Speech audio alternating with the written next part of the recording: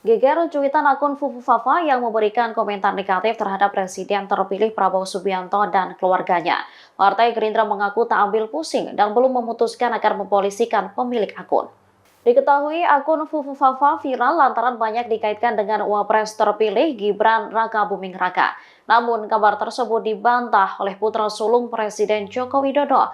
Selain itu, Menkominfo Budi Aris Setiadi juga memastikan akun itu bukan milik Gibran. Terkait hebohnya cuitan tersebut, Ketua Harian Partai Gerindra, Sufmi Dasko Ahmad pada Kamis 12 September 2024 memberikan respon.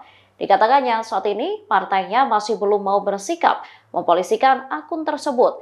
Sebab sejauh ini Prabowo diklaim tidak mau ambil pusing dengan hinaan akun tersebut. Diketahui salah satu cuitan Fufu Fafa yang ramai dipermasalahkan ialah soal perceraian Prabowo. Dikutip dari Tribunnews.com, akun tersebut juga menyinggung orientasi seksual putra sematawayang Prabowo. Menurut Dasko, jejak digital akun Fufu Fafa itu tidak menjadi pembahasan oleh Prabowo. Dirinya menegaskan hubungan Prabowo dan Gibran baik-baik saja setelah munculnya cuitan tersebut. Download Tribun X sekarang, menghadirkan lokal menjadi Indonesia.